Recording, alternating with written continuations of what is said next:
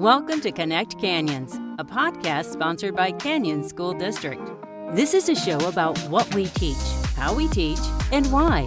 We get up close and personal with some of the people who make our schools great. Students, teachers, principals, parents, and more. We meet national experts too. Learning is about making connections. So connect with us. Our everyday vocabulary is peppered with mottos and witticism about food. An apple a day keeps the doctor away, as cool as a cucumber, like 2 peas in a pod, the list goes on. Aside from the biological need for food, we incorporate it into our lives in a number of ways. Structuring our days around meals, watching series about cooking or baking. There are entire sections in libraries dedicated to recipes and nutrition. Welcome to Connect Canyons. I'm your host, Frances Cook. March is National Nutrition Month, and research shows a strong connection between healthy behaviors and academic achievement. So we're taking a look into the hard work that goes into providing healthy but fun nutrition in our schools. I'm joined now by Emily Jenkins, our registered dietitian with Canyons Nutrition Services. Emily, thank you for joining us. Thank you for having me.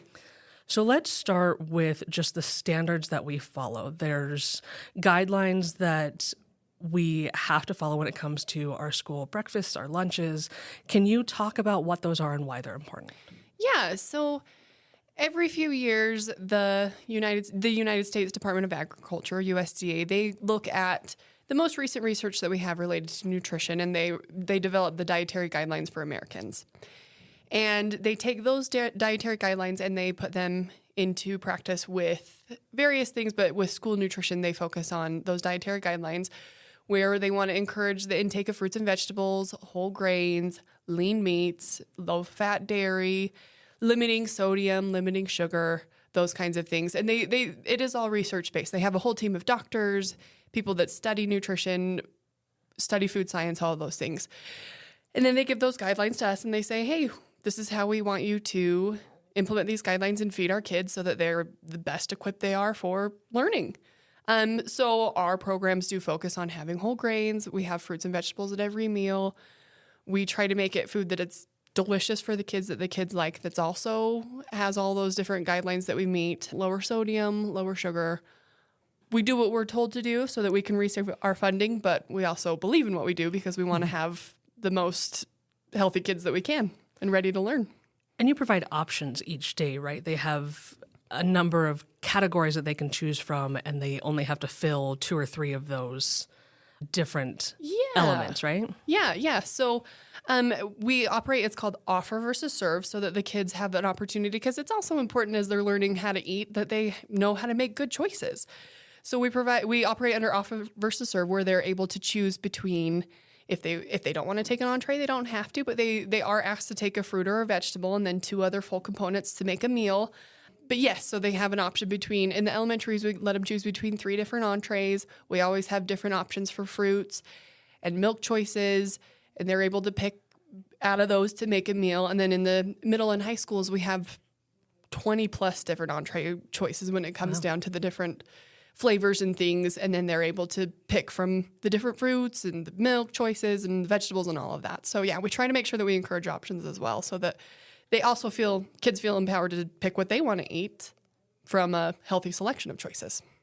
That's awesome. And you create a lot of these recipes here at the district office, right? We've seen you in your own little mad scientist lab coming up with different themes and things. Can you talk about that process? Oh, absolutely. Yeah. So we try to look at food trends and see what people are eating outside of school meals, and we try to go along with those. And then we do recipe testing in our kitchens. And then also here at the district office, we have a committee of kitchen managers that we meet with every other month, and we try new recipes, taste them out, and we see how they go. And then we test them in the schools with the kids to see what they think before we send it all the way across the district, because, I mean, really, it doesn't matter if we like it. It matters if the kids like it. They have to want to eat it, too. Exactly. So, yeah, and we find recipes from the internet that we then can standardize and make for 400 people, or we, find recipes from home that people like, that we can then standardize and make it for a large quantity. So, yeah, We definitely try to make sure we're testing recipes and trying new things so that it doesn't get stale. That has to be a fun part of your job, kind of figuring out recipes that you all like, yourselves, and how to incorporate those into healthy options for kids. Oh, it is really fun. It's really fun. But when it can be really frustrating because I get really excited about something and then we try it with the kids and I'm like, oh, it's a complete flop. A few years ago, we had a sweet potato fry that was delicious and I was so excited about it. I'm like, I love sweet potatoes. The kids are going to love it. We set up at Alta High. We were out in the commons area ready for the kids to try it and they wouldn't even taste it. Oh, no. They're like, sweet potatoes? Gross. So I have to be realistic about who my audience is and what they like rather than what I like and what I think they should like. So, we have to cater to them too. Vegetables in general can often be a point of contention with kids and convincing them to eat them and that they're tasty and good for them. What would your advice be to parents trying to kind of sneak those veggies into their meals? Oh, I love that. So yes, it can be tough. One of the major things is making sure that it's available to them. The research has supported that it may take up to 13 times for a kid to see something before they're even willing to taste it. 13. That they need to be exposed and see and be aware of it. And sometimes the exposures, they look at it and they touch it and they move it off their plate, but that is an exposure. So making it available to them is a big step. And I think sometimes it's scary because you're like, oh, food waste, it already costs so much to make a meal and to put vegetables in front of my kids just to have them throw it away. So just doing a little bit at a time where you're giving them exposure to it and making it available and making it convenient for them too. It can be a barrier to kids when they go to open the fridge and, they see, oh, the carrots are a whole carrot that they'd have to peel and cut. I will just grab something else, So making it convenient, trying to prep and make it available for them as much as possible.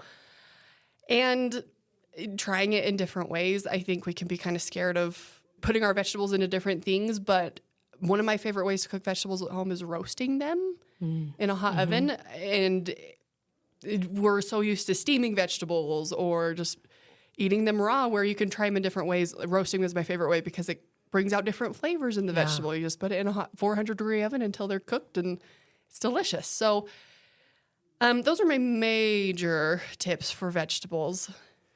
And I'd say, like you were saying with I have to now wash this giant carrot and peel it and cut it.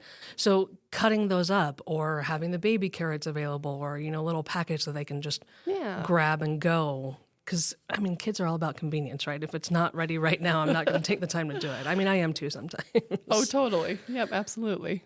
Another big topic is protein. How much protein we should all be eating, right? Even as adults, we struggle with, I weigh this much, that equates to how much protein, and we get different answers from different people. Right. What would your advice be about getting protein into our kiddos' meals? Well, for kids, I think the major thing is that as parents, we kind of think they need more than they actually really need.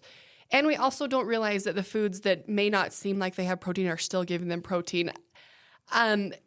Especially for littler kids, we think, they're not getting enough to eat. They won't eat meat, so they're not getting enough protein. Where if they're just drinking a glass of milk, they're getting 8 grams of protein just like that. If they're eating a piece of cheese, they're getting 6 to 8 grams of protein just like that as well.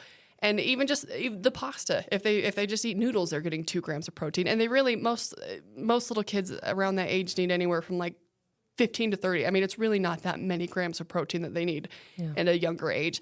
As they get bigger, as kids grow and they start to get more active and they're involved in sports and things, they will need a little bit more protein, especially the kids that are more active, just to help their muscles recover after exercise and things like that. But it's still not quite as much as we need, as we think they need. Sure. And so that can be a big stress point for parents, is worrying that their kids aren't getting enough protein. Where in reality, they probably are. It just may look different from what you would expect it to look like.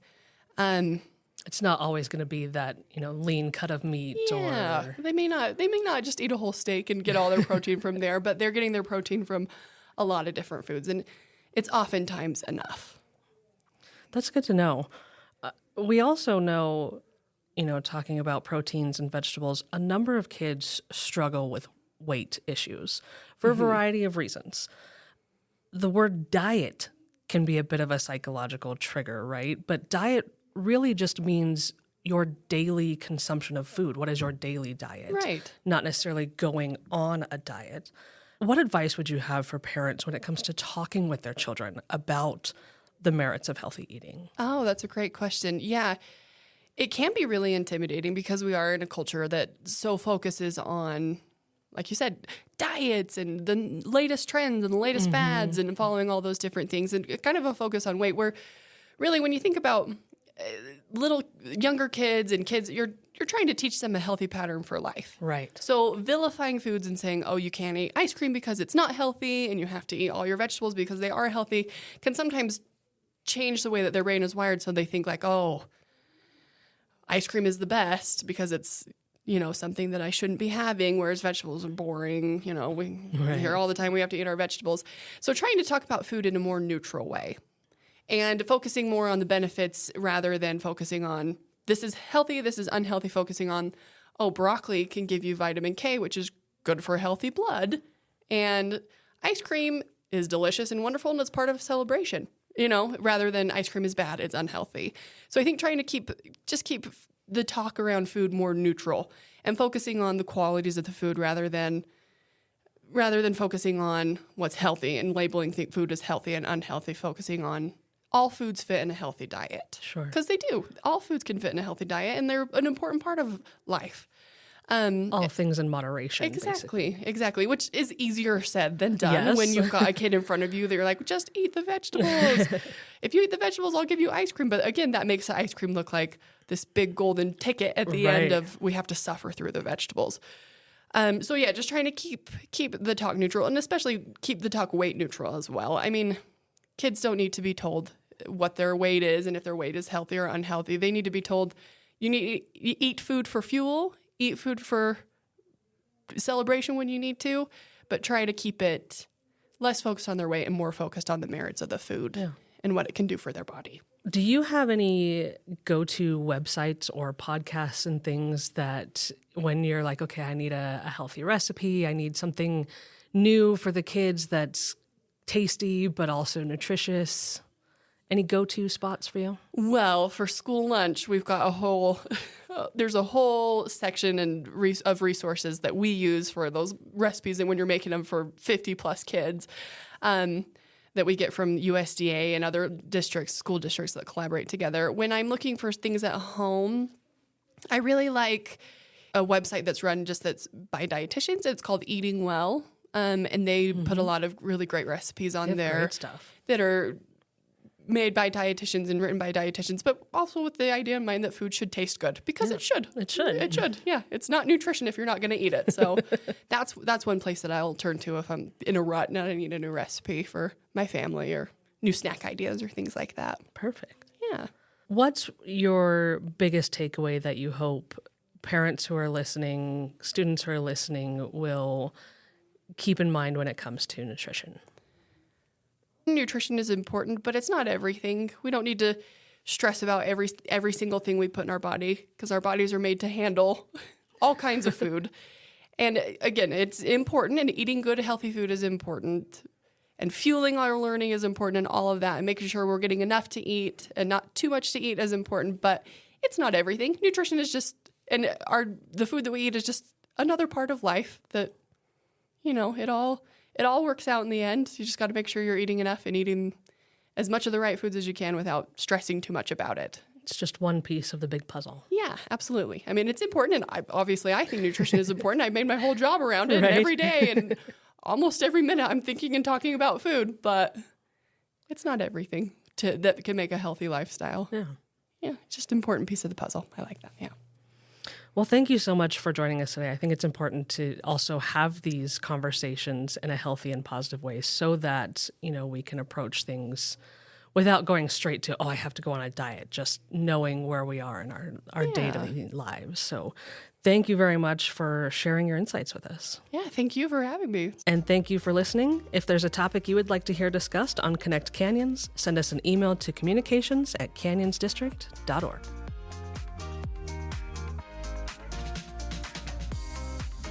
Thanks for listening to this episode of Connect Canyons. Connect with us on Twitter, Facebook, or Instagram @Canyons District, or on our website, canyonsdistrict.org.